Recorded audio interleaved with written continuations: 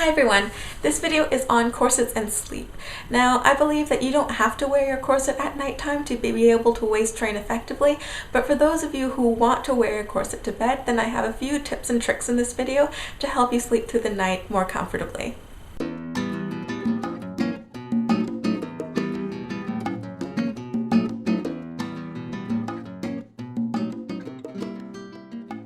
So why would somebody want to wear their corset when they sleep? Well, I can think of a few reasons. Firstly, if you waist train 23 hours a day, you're a really hardcore waist trainer, you basically have to learn how to sleep in your corset. Secondly, if you have a job that you have to be very active in, or you otherwise, you can't wear your corset during the daytime because it hinders your movement too much, you can take advantage of the 6 to 8 hours every day in which you're unconscious and not moving to be able to waist train then. Thirdly, if you've already reached your goal in waist training and you want to do just some maintenance corseting to keep your new natural smaller waist, then you can just wear your corset at nighttime. You don't have to wear it during the day. So you just wear it a few nights a week and you'll be able to keep your smaller waist then. One example that I know that this works is actually one of my aunts. She used to waist train or cinch her waist at nighttime as a teenager, only at nighttime. And now she's past 70 years old and she still has a distinct hourglass shape in her waist, despite the fact that she hasn't worn a corset in decades. So that result is certainly not typical, but it is possible. So first, just some general notes on sleeping in a corset. A lot of people have told me that they find it really uncomfortable if they sleep in their corset more than a few hours. They've described it as feeling kind of bloated. And actually, in a sense, this is kind of true, because when you are at rest, then your parasympathetic system becomes more active, and this activates the rest and ruminate response in your body, in which you are resting. You don't need to run away from any animals. So a lot of the blood flow is directed away from your limbs, and then they go into your gut to help you with digestion and also to heal the organs in your body. So because you have so much more blood in your gut area, that can contribute to you feeling bloated at night. This is why many people actually recommend to corseters that if you're going to be wearing your corset to bed, you actually lace it a couple inches looser than you normally would wear it in the daytime. It's under debate whether wearing a corset at night can ruin the corset or cause it to wear out faster. Some people claim that the added friction of the corset rubbing against the sheets of your bed, or the accumulated oils and sweat in your bed when you're laying there not moving for 8 hours every night, that can cause the fabric to wear out faster on your corset. Some other people also claim that a corset is made for your body only in the neutral standing position, and this position and all of your organs, they change their place once you actually recline, and so this actually puts stress on the corset that the corset wouldn't normally have if you were standing or sitting. If you're worried about ruining a corset by sleeping in it, then I suggest you buy 2 corsets, one for the daytime and another for nighttime. A lot of people, they actually use one of their older, larger corsets for sleeping in, and then they wear their newer, smaller corset in the daytime.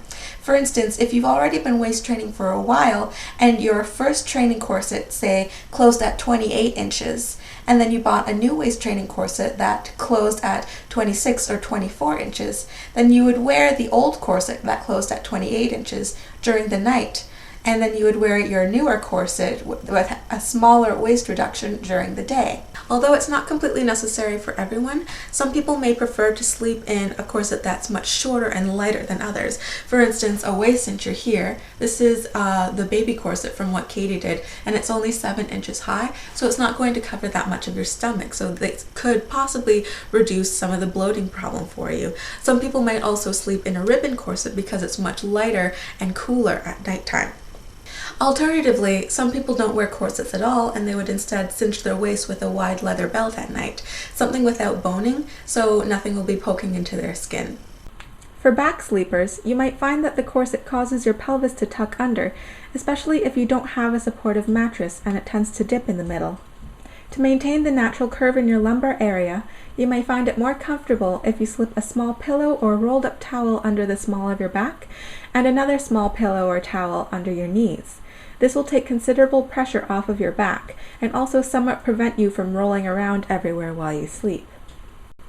Sometimes, when a person is reclined and wearing a corset, they may find that they get acid reflux. If you find that this is the case for you during the night, you may want to have several pillows or a wedge to elevate your torso slightly, so gravity can help prevent acid from leaking into your esophagus. For side sleepers, I find sleeping on my side can be very odd when wearing a corset. One, because in my case, sleeping on my side requires a bit of balance to keep myself from rolling over, and part of that balance requires keeping my core muscles engaged.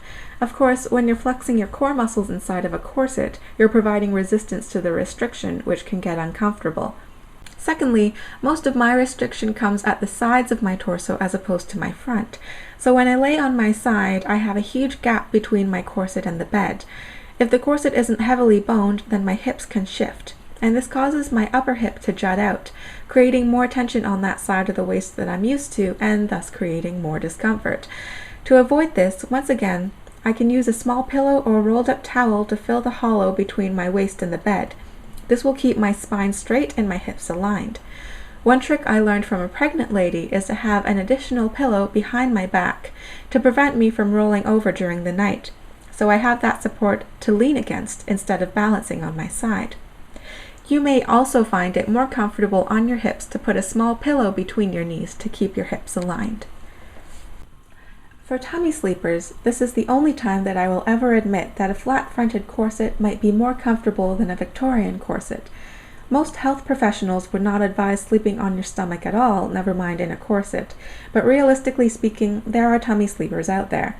You may find there is more stress on your neck if you sleep on your tummy in a corset, because the corset somewhat prevents the curvature of your spine, like I mentioned before. In this situation, it may be more comfortable to actually sleep without a pillow, instead opting for a pillow top over your mattress if you need the extra softness. So like I said in the beginning, everybody sleeps a little bit differently, so not all of these tips are going to work for everyone. If you have some other tips on how you sleep in a corset comfortably, then feel free to leave a comment below or a video response. If you liked this video, then please show your support by clicking the like button, and I will see you all in the next video. Thanks!